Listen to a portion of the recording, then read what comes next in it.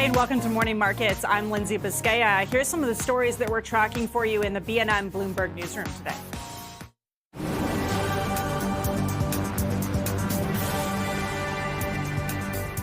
Canada's annual inflation rate held steady last month. Data from StatsCan shows the consumer price index rose 2.2% from a year earlier, matching the rate in October. StatsCan says lower prices for travel, tours, and accommodation, as well as slower growth in rent prices, put downward pressure on the headline inflation.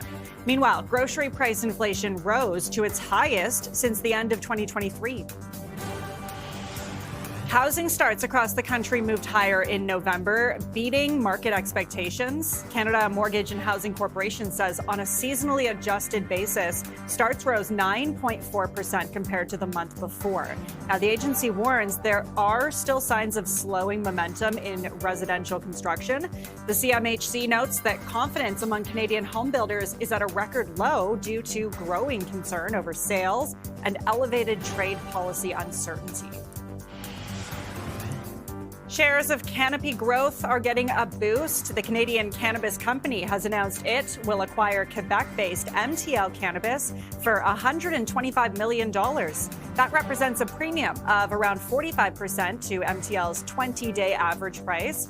Canopy says the deal will strengthen its medical cannabis business as well as increase its presence in Quebec and boost capacity to serve growing international demand. We'll take a look at the markets this morning. The TSX is down by 0.02% at the moment, so pretty steady. If we look at U.S. markets this morning, stocks were falling earlier today. They still are. U.S. awaiting that jobs data, which is coming out tomorrow, so we'll have to see if that moves the market at all.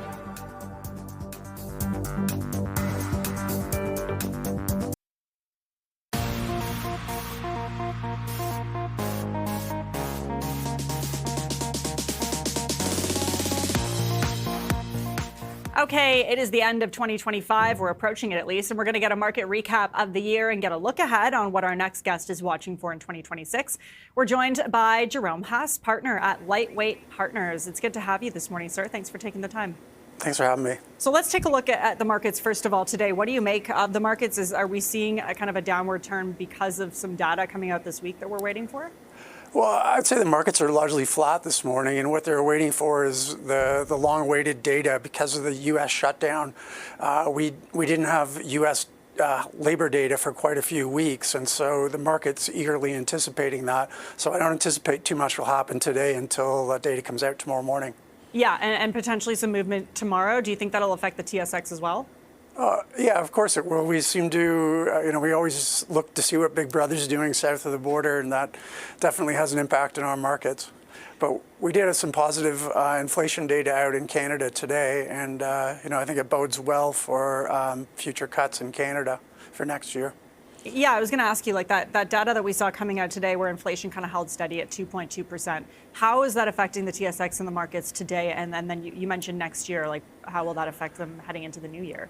Well, I think that the Bank of Canada held last week because it's concerned still about inflation, and there was really no incentive on their part to get ahead of things. Now that we've seen another mark of inflation at reasonable levels, and the core inflation was actually below the target, I think it was less than the 2.2, so that's good news for potential cuts. And, I think it just increases the possibility of further cuts in 2026. Okay, we're also seeing another tech slide today. We've been seeing this for a couple of weeks now. The tech stocks not doing as well as they have been for majority of this year.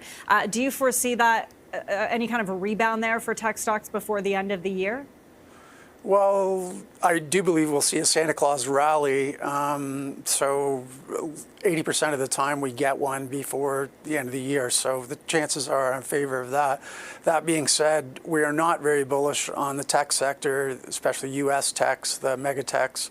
In fact, we have a short position on the Magnificent Seven. We just think the hype and the valuations are just through the roof, and so much money has flowed into them that it's just inevitable that when that flow stops, they will pull back and continue to pull back to much lower levels. You say there's still plenty of opportunities in the Canadian mid-cap space, and you have two suggestions in terms of what you think investors should be looking at. I wonder if you want to go through those. If you want to start with the first one, described as the Bloomberg of trade. Yeah, well, Bloomberg is a long-term holding for us, and they really are the Bloomberg of trade. They are the standard for international trade and commerce. And if you're an airline, you're a freight forwarder, you're a trucking company, you absolutely have to use Descartes and Descartes software. And so that's what we really like about the business. The other is it has very high recurring revenues. So the former CEO always used to say, on the first day of a quarter, I know where 90% of my revenues are coming, and I spend the next 90 days looking for the next 10%. We just love that consistency of its business model. Unfortunately, it's been taken out to the woodshed this year. Up until they released their results at the beginning of December, stock was down about 32% at its lows, and there's largely fears of AI impacting the business, as well as the Trump tariffs, because they're so dependent upon trade. And what really changed it, and it showed how the street had got this one completely wrong, was the Q3 numbers, which came out in the beginning of December. And they had organic growth of 7%, well above what anybody was looking for. It showed the resilience of their business model, and the stock jumped 14% that day, which just showed how wrong the street had got this stock for this year.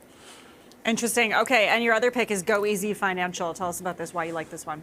Yeah, well, it's a stock that, again, has been suffering this year. They've had a number of issues. Most recently, their new CEO had to resign for health reasons.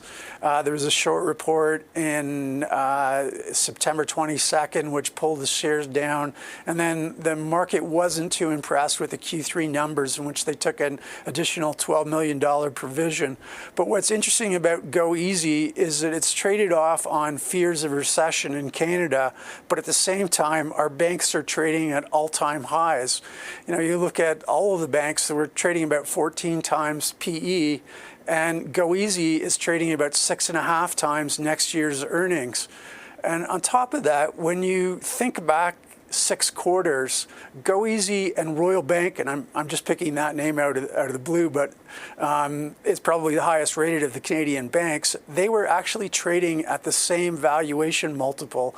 Now, fast forward, we've got Royal Bank trading at 14 times PE, and you've got Go Easy at 6.5 times. That's the widest differential that's ever existed between the two.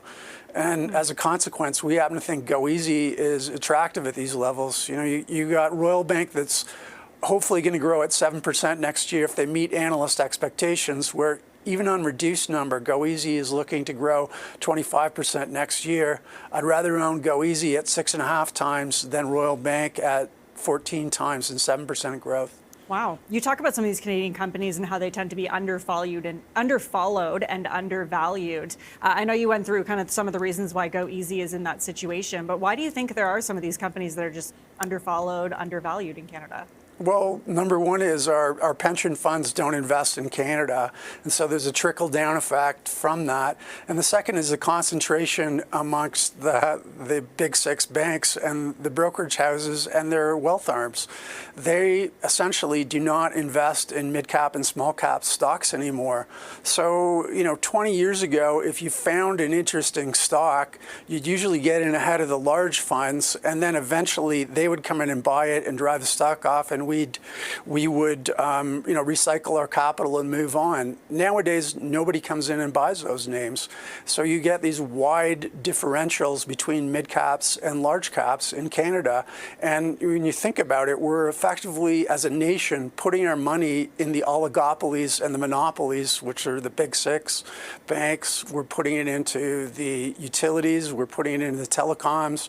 The grocery stores, all the oligopolies and monopolies, and it affects our productivity in this country because we're not deploying capital in the most efficient way we could.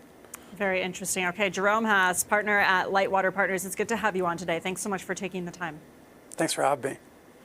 After the break, we will do a deep dive into today's inflation data and implications on Canada's economy. That's coming up next. Stay with us.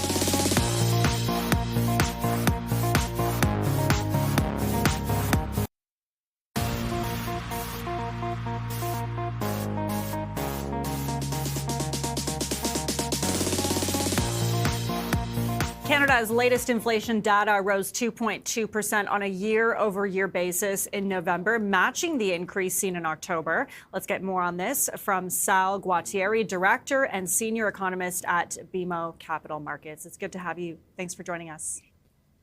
Good morning. So what do you make of these numbers? You say the results might not be as good as advertised, maybe. Well, they're a little better than expected. So we did see the yearly rate stay at 2.2%. And some of the core measures of inflation did moderate in the month. So that's good news. Now, remember, though, because of the removal of the consumer carbon tax, inflation is probably running about a half percentage point higher than the estimated rate. And that's more in line with what the core measures are suggesting. Kind of fits the Bank of Canada's view that underlying trend in inflation is in the 2.5% range, maybe a little higher than that. And one of the big problems here is grocery store prices running at close to a 5% yearly rate now. That's a 2-year high. Beef costs, coffee, for example, fresh fruit, all are running at a pretty good clip. And then even outside that, if you look at some of the shelter costs, home insurance, property taxes, running around 6% on a yearly basis. So that is adding an element of stickiness to overall inflation. Could be worse, of course, but clearly the underlying rate of inflation is probably a little higher than the current measured rate. Mm-hmm. Yeah, let's talk about the underlying problem when it comes to the inflation. You mentioned that is the grocery prices still so high. Can you talk about the overall impact that the grocery prices have on the data we're seeing today? Sorry, I didn't hear that last point. Well, the fact that the grocery prices, that's where we're seeing the prices just remaining so high, as you mentioned, at an all-time high in the last 2 years, I believe. Can you talk about just how significant that is to the overall numbers that we're seeing today, just how much that impacts what we're seeing? Yeah, I would say grocery store prices are pretty well the main reason that inflation is remaining still somewhat above the 2% target. Even restaurant cost prices are running at upwards of a 3% rate, but really it is the grocery store prices that are running 4.7% on a yearly basis. And the increases are fairly broad-based. It's not just beef, for example, or coffee, fruit, fresh vegetables.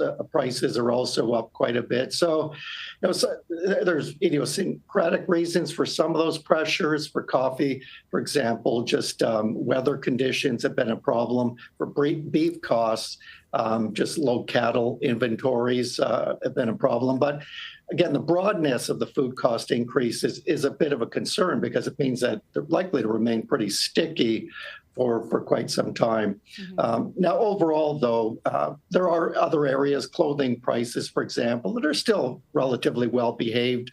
Personal care costs, for example, as well. So I wouldn't say the above target inflation is all that broad based, but there's still some room to go on the Bank of Canada's part. For example, if it is to achieve its 2% target on a sustained basis. So then what should the Bank of Canada do? Well, probably nothing at the moment. And that does seem to be its main message coming out of the last policy meeting, that it's pretty comfortable with where interest rates are right now. They're at levels supportive enough to keep the economy moving forward and out of a recession, but not so low that they would risk another resurgence in inflation. So I think the Bank of Canada is pretty content to keep interest rates where they are right now. Our general sense is they're probably on hold at least through all of next year. Again, a little bit concerned about the underlying rate of inflation still tracking above their 2% target. So that alone will probably keep them on the sidelines for quite some time. But the other good news, is that we are seeing some of the core measures of inflation tick downwards now in November. The less good news is that the economy also seems kind of weak in the fourth quarter. We did get manufacturer shipments. They fell in October, suggesting the economy probably will slow in the current quarter after rebounding in the third quarter. So that's another reason for the Bank of Canada not to raise interest rates anytime soon. I know the market is anticipating or pricing in some possibility of a rate increase late next year, but we just don't see that happening as well. In fact, we'll probably have to clear up a lot of the uncertainty on the trade policy front before the Bank of Canada does switch into a tightening gear. We don't see that happening until 2027. Well, and we heard the governor of the Bank of Canada, Tiff Macklem, say that, right? That he said there's not much else the Bank of Canada can do to help with affordability in this country, and Canada really needs to stabilize when it comes to trade with other countries. Do you agree with that then? Do you think there's really not much else the bank could do anyways? For the most part, yes. I mean, the Bank of Canada has done a lot already. It's cut interest rates almost 3 percentage points in the past just over 2 years. So that's that's good news. That is providing significant support to the economy. It does have policy rates at least at the low end of a neutral range. So that's providing support. So a lot of the things on the inflation front, food costs, for example, property taxes, home insurance costs, really are out of the hands of the Bank of Canada. So I think they've got interest rates pretty well at low enough levels that should provide ongoing support to the economy without risking another resurgence in inflation. Okay, Sal Guattieri, Director and Senior Economist at BMO Capital Markets. We'll have to leave it there. Thanks so much for joining us. Appreciate your time. Coming up, Stifel has reiterated its buying rate on Equinox Gold, yet the stock is down today. We'll get more from Bloomberg's Monique Malima right after the break. Stay with us.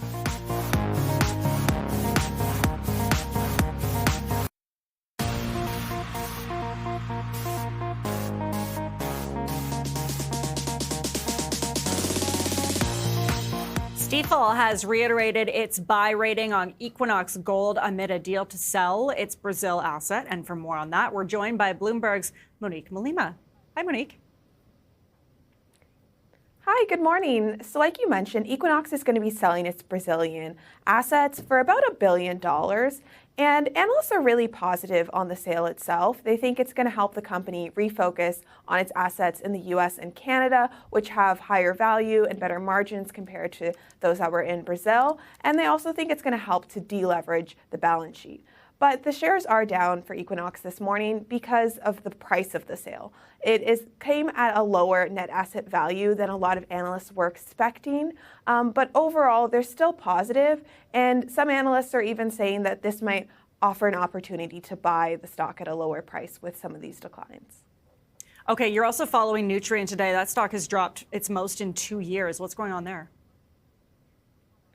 Yes, so Nutrien, they're down this morning along with some of the other fertilizer stocks after the U.S. government announced over the weekend that they were lifting sanctions on Belarus for their potash. So these sanctions have been in place after the Russian invasion of the Ukraine and because of Belarus's ties to Russia. So as a result, Belarus hasn't really been able to export its fertilizer. But now with these sanctions being lifted, some are thinking maybe these will come back to market, and Belarus is a big fertilizer producer. So that's what's weighing on some of these shares of companies like Nutrien. But analysts also note that there's still some restrictions in place for Belarus because the EU still has their sanctions as of right now.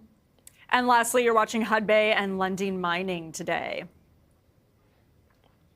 Yes, so Hudbay and Lundin, they've been getting a lot of strength recently on the rising copper prices. Copper prices have been rising throughout the year on an expected potential copper squeeze in the market.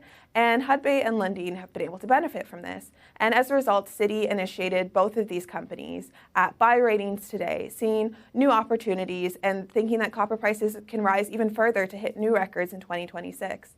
For Hudbay, they see opportunities for their Copper World project, that this will help them expand further and see upside to their EBITDA going into next year. And for Lundin, they see opportunities with the Vicuña project, saying that this can make them a major copper producer, competing with some of their larger peers, and also see upside for their EBITDA as well. Yeah, and both those stocks trending up today. Okay, that's Bloomberg's Monique Malima joining us live. Monique, thanks for that. Well, coming up, Mackenzie Investments has released its 2026 market outlook, and we will break that down when we come back.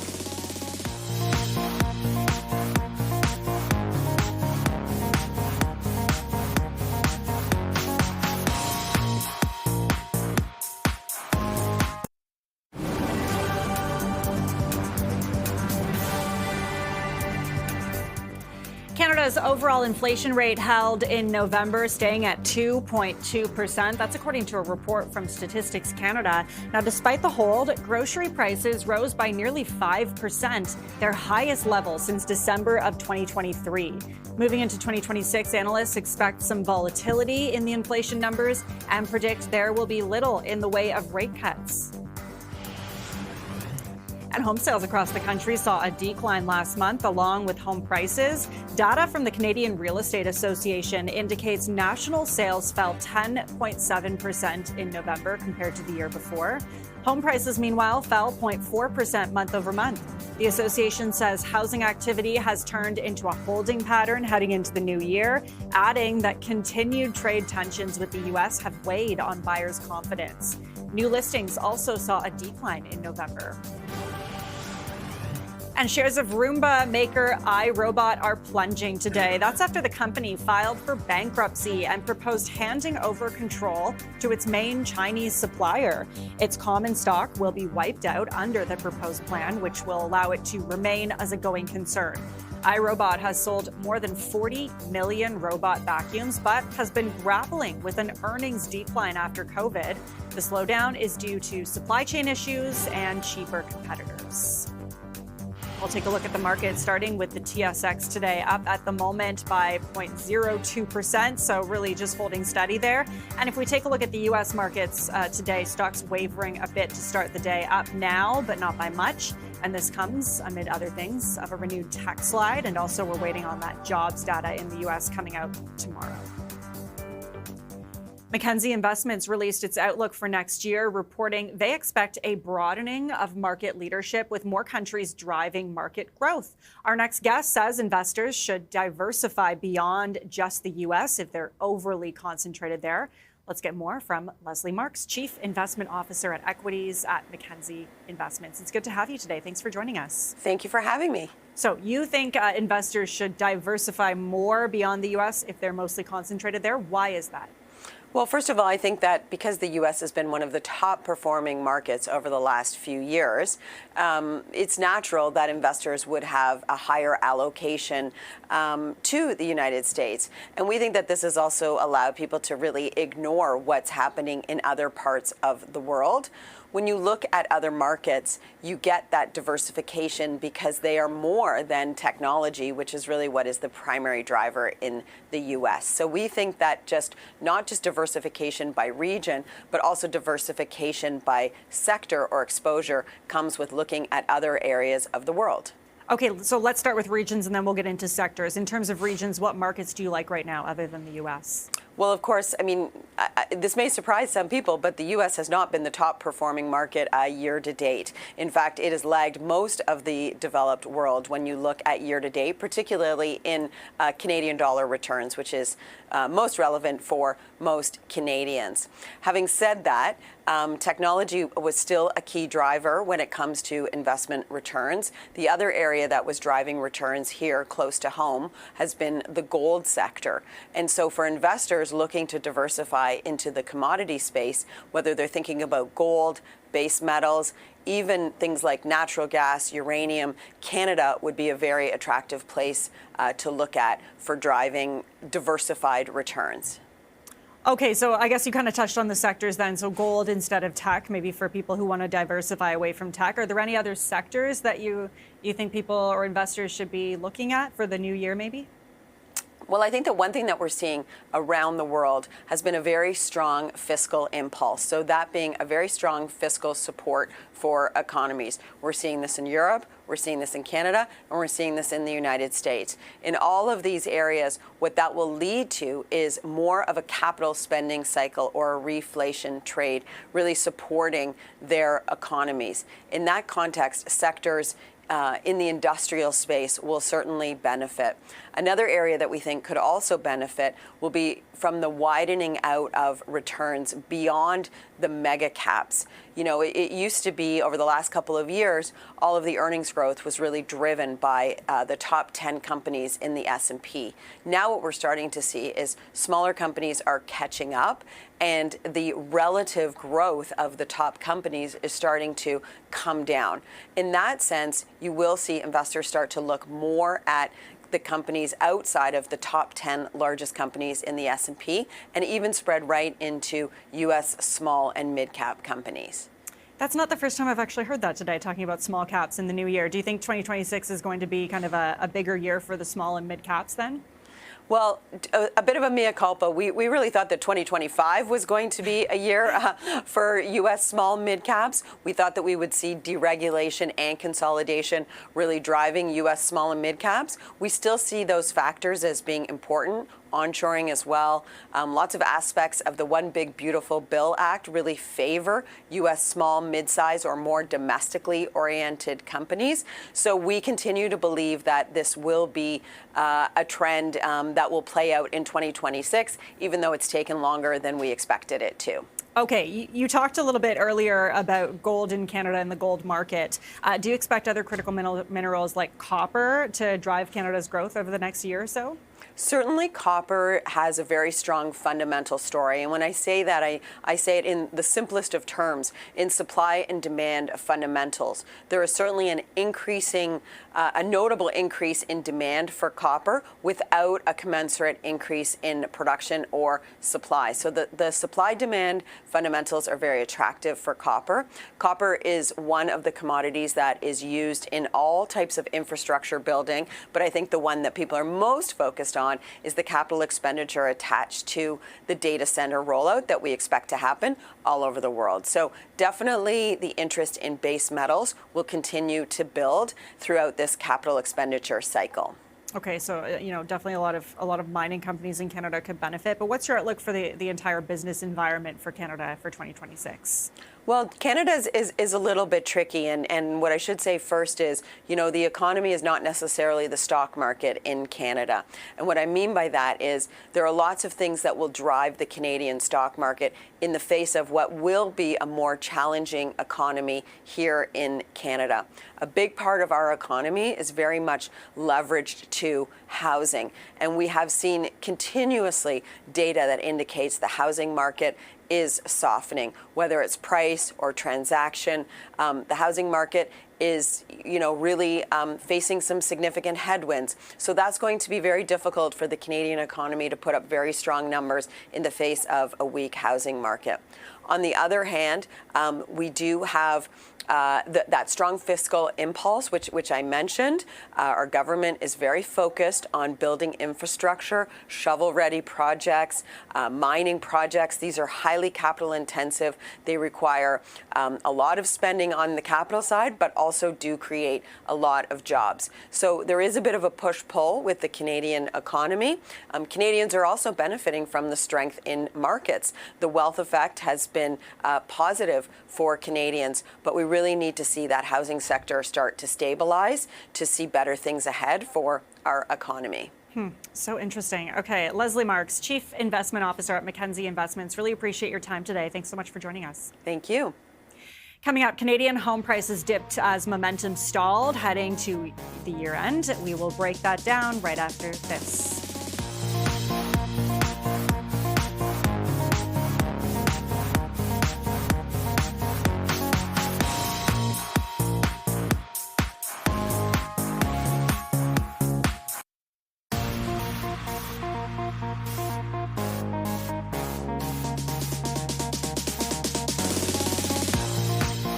Welcome back. Home sales in November dropped almost 11% compared to the same month last year. The Canadian Real Estate Association says U.S. trade relations are still weighing heavily on the minds of potential buyers.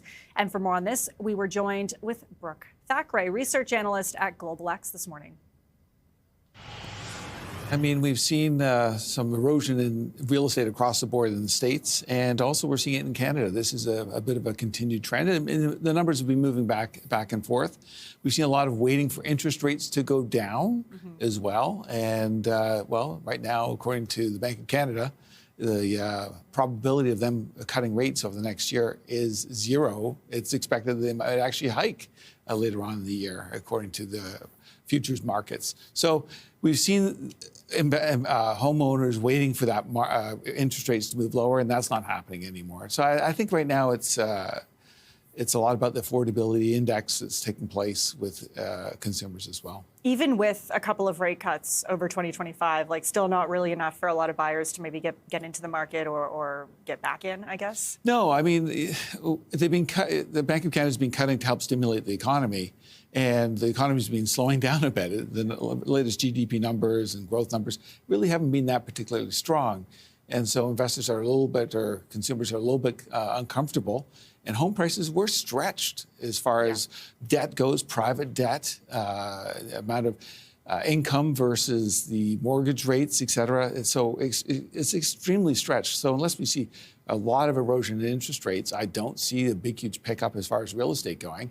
And that's not expected.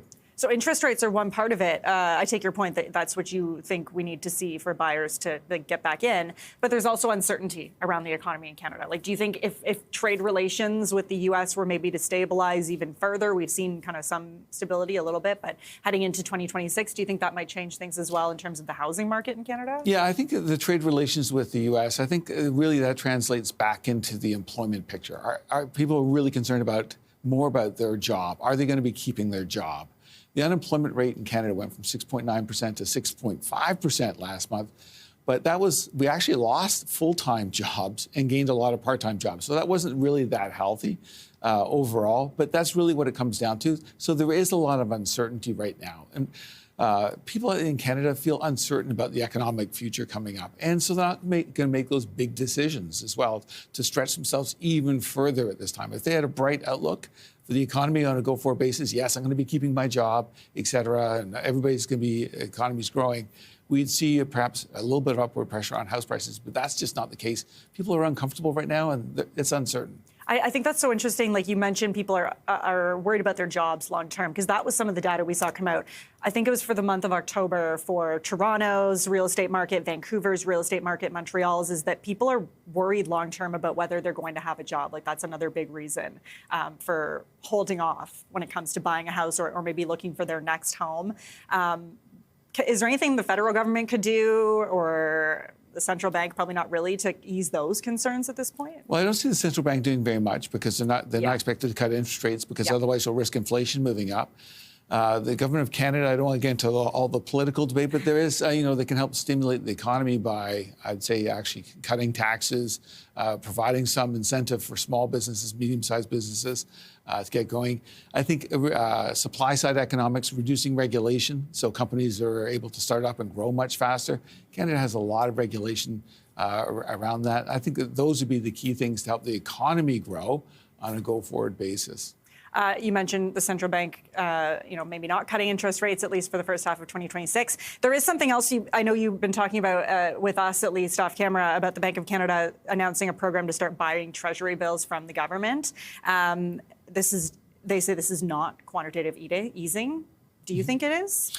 Well, okay, so we're seeing in Canada, Tiff Macklem made that announcement last month, and it actually starts tomorrow. The Bank of Canada is actually buying T-bills, what they call a normal course, and they have done this in the past, to be fair, as part of the balance sheet management. And we saw Jerome Powell actually announced last week the Federal Reserve is going to also start purchasing T-bills in the short-term market, around $40 billion a month.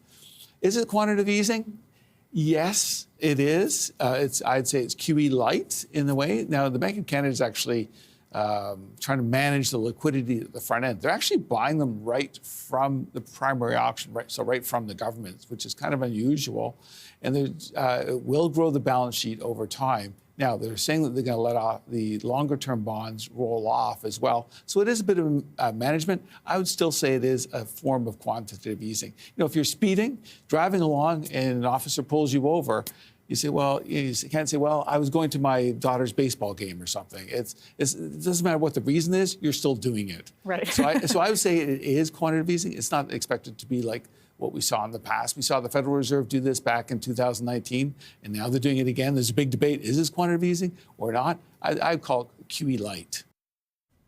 That was Brooke Thackeray, research analyst at GlobalX. Well, coming up when we come back, we'll hear some of the reasons why well-known economist David Rosenberg has turned bullish on the Canadian dollar. That's just ahead.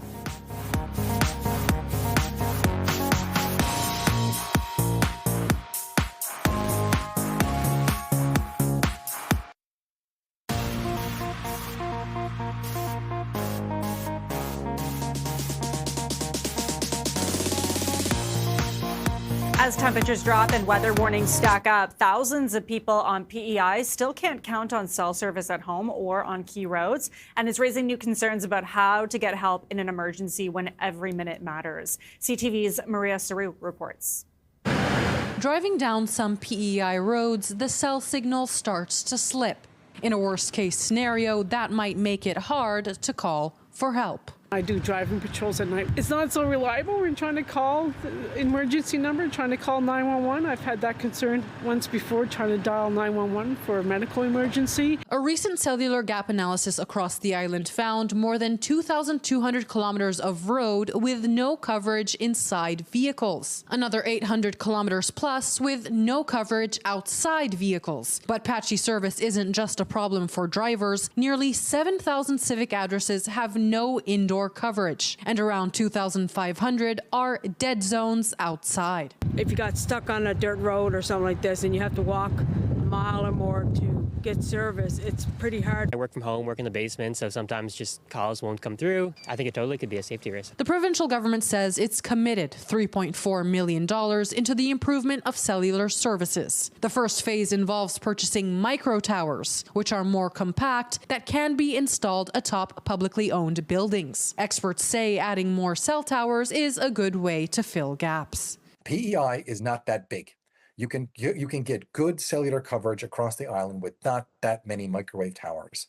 It is practically possible to do. The province expects the micro towers will be installed later in 2026 with stronger signals along roads like this one and at homes across the province. Maria Sru, CTV News, Charlottetown. Canada has been seeing economic growth, including in more employment and the dollar on the rise. And for more, we sat down with David Rosenberg, founder and president of Rosenberg Research and Associates. And he says he's turned bullish on the dollar for a number of reasons. Let's hear why. Becoming in the past several months increasingly less bearish. We were negative on the Canadian dollar and for the most part quite right for the last couple of years. But as John Maynard Keynes said, when the facts begin to change, you should start to change your view. And so there's been some changes at the margin in the past several months that we've taken notice of. One of them being that the Bank of Canada seems very comfortable staying with the policy rate where it is at 2.25%. The Fed just cut. They're probably going to cut some more. I think at least one more rate cut. I think in the U.S., the dot plots, I don't really pay much attention to them. I think the Fed's got at least 2 or 3 more cuts and the bank's on hold. So the interest rate differentials are going to increasingly be a tailwind as opposed to what was a headwind for the Canadian dollar through much of the Bank of Canada's easing cycle, which of course took place before the Fed started getting into the game. So that's one part of it. The other part of it is that our terms of trade, our export prices relative to import prices, which has a strong correlation with the loonie, it started to really improve. We got to keep in mind that unlike the United States, Canada, much like New Zealand and Australia, we are a hard asset currency, and the commodity sector is starting to look a lot better, especially in the base metals, and oil prices look to be putting in a floor. So that's added good news. There's certainly less negative news for the Canadian dollar. Then it'll come down to the fact that, we dodged a bullet because, you go back to the spring, we thought that Trump was going to unleash a major trade war against Canada with all those reciprocal tariffs, that we're going to enter into a global trade war, which would have additional negative consequences for Canadian economy because we're a small, open economy. So we dodged those bullets. And the reality when push comes to shove, and this is what's different with Carney vis-a-vis Trudeau, is that whether you like it or not, I certainly don't mind it, is that Donald Trump has chosen to like Mark Carney. You know what that means for renegotiating the trade agreement next year remains to be seen. But the reality is this, that for all the angst and anxiety over the tariff file, when you look on a relative basis to the rest of the world, we came out relatively unscathed. Most of the products that Trump slapped tariffs on, most of them are covered by the trade agreement and weren't affected by the tariff war. So, of course, we're still all upset about the 51st state and, a lot of the stuff that Trump has said in the past. But the reality is that when you look around the world, we came out actually a relative winner from the Trump tariff file. So all these things put together, and of course we look at valuation metrics. We look at valuation of the stock market, then in the U.S. it's nosebleed levels. But for the Canadian dollar, the valuation metrics that we looked at in the past couple of months were telling us that the Canadian dollar was extremely undervalued. The question is, what was going to be the spark? And I'll tell you that it's not just the Fed still cutting rates and the Bank of Canada on hold, but I gave the Carney budget a B minus, which sounds like I'm a tough grader, but I haven't given a mark like that for a Canadian federal budget since the Harper years. Wow. So there was lots in there because it really was at its root. I mean, look, every budget's going to have its warts, its pimples, and its scars. But I did like the supply side productivity nature to this particular budget. And the fact that now we're starting to see Mark Carney, I'm sure the environmentalists are all up in arms about it, but I'm here forecasting the Canadian dollar. The fact that Carney at the margin has shifted away from his, green thumb, pro-environment policies towards something that's more pro-growth, especially on the resource side. To me, if you're a Canadian dollar watcher, that's another big positive.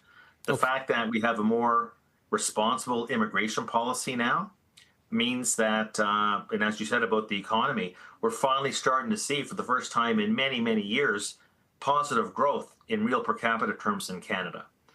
So absolute terms, growth might not be that great, but per capita, it's been negative because of our unprecedented immigration policy. So that, again, at the margin, all this stuff helps. 77-cent dollars, like, I'm not saying we're going back to par. Wouldn't it be nice if we ever did? But I think that enough of the negatives, enough of the headwinds have been taken out to at least shift from what was the long-term bearish stance on the loonie to something that's a little more moderately positive. And what might be some of the challenges with a 77-cent loonie? Those are, you mentioned, the positives or what will guide it and what will bring it up to there. What might be some of the challenges as the dollar rises, though? I don't think that there's, so long as the Canadian dollar doesn't go above its fundamental valuation metrics, there's nothing wrong with it. It's not like, the Canadian dollar is going up and this is going to be a major impediment to the manufacturing sector. It's basically just the Canadian dollar is a price, like everything else is a price. It's a price.